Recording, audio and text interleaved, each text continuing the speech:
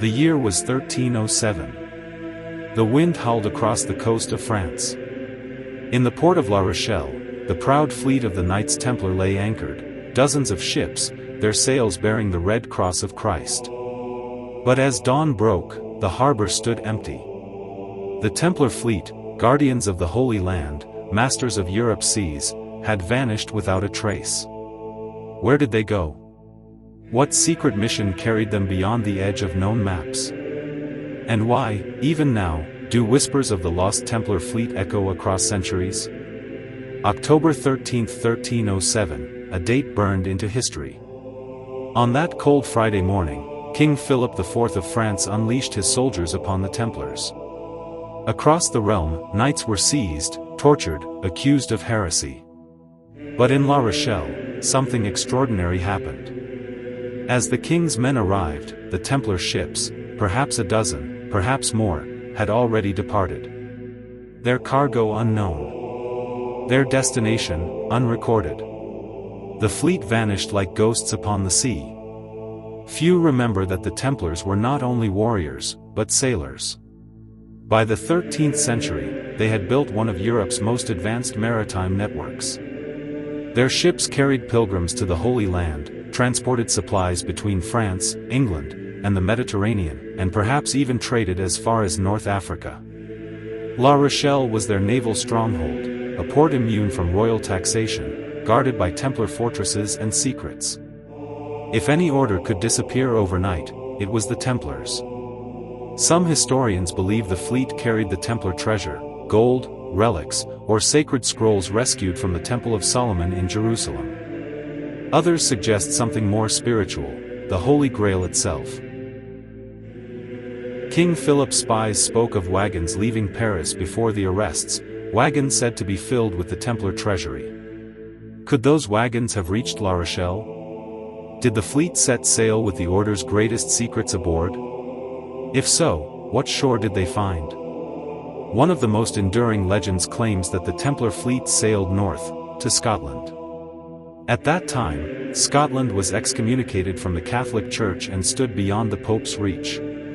It was a land of rebellion, of freedom, and perhaps, sanctuary. Just a few years later, Robert the Bruce led Scottish forces to victory against England at the Battle of Bannockburn in 1314. Some accounts speak of mysterious warriors who appeared on the battlefield, knights bearing red crosses, fighting with unmatched skill and courage. Were they the remnants of the Templar fleet? Did they repay Scotland's hospitality with their swords? But another, bolder theory sends the fleet west, across the Atlantic, centuries before Columbus. Maps from the 14th century show strange coastlines, unnamed lands, drawn with uncanny accuracy. Could the Templars have known of America? In 1398, a Scottish nobleman, Henry Sinclair, rumored to be linked to the surviving Templars, allegedly sailed to Nova Scotia. Local Mi'kmaq legends tell of pale warriors who arrived by great ships, bearing crosses and strange banners. On an island off Nova Scotia's coast lies Oak Island, long associated with hidden treasure, strange symbols, and tunnels marked by the Templar cross. Coincidence, or the final resting place of the lost fleet? Others look south, to Portugal. There, King Denis, a secret ally of the Templars, refused to persecute them. He reorganized the surviving knights under a new name, the Order of Christ. This same order would later sponsor Portugal's voyages of discovery, from Prince Henry the Navigator to Vasco da Gama. Even the red cross on the sails of Columbus's ships echoes the Templar emblem. Perhaps the Templar fleet never vanished. Perhaps it simply changed its name, and continued its mission, reborn under new banners. For centuries, the disappearance of the Templar fleet has fueled speculation, conspiracy, and faith. Freemasons, Rosicrucians, and secret societies all claim descent from those who escaped La Rochelle. Some say the fleet carried not treasure, but knowledge, forbidden texts, sacred geometry, or secrets of the divine.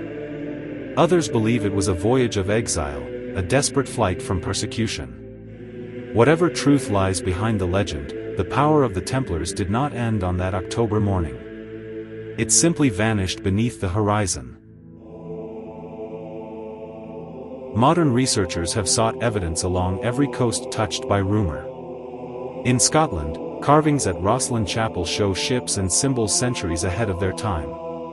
In Nova Scotia, Oak Island's underground chambers hint at man-made tunnels far older than colonial settlement. In Portugal, ancient docks in Tomar bear marks identical to those found in La Rochelle. Each clue is a whisper, a fragment of a vanished empire, a ghostly fleet still sailing in the imagination of mankind. The Templar fleet remains one of history's great enigmas. No wrecks, no records, no survivors, only silence. And yet, their story refuses to fade. Perhaps that is the greatest treasure of all, the endurance of mystery itself. Every generation rediscovers the legend. Every historian feels the same chill when standing on the windy docks of La Rochelle, staring out at the endless Atlantic. For somewhere beyond that horizon, the red cross of the Templars may still sail, invisible, eternal, carried by the tides of time. Faith built their walls. Courage filled their hearts. And when the world turned against them, the Templars did what they had always done, they sailed into the unknown. Their ships are gone. But their legend still sails, forever.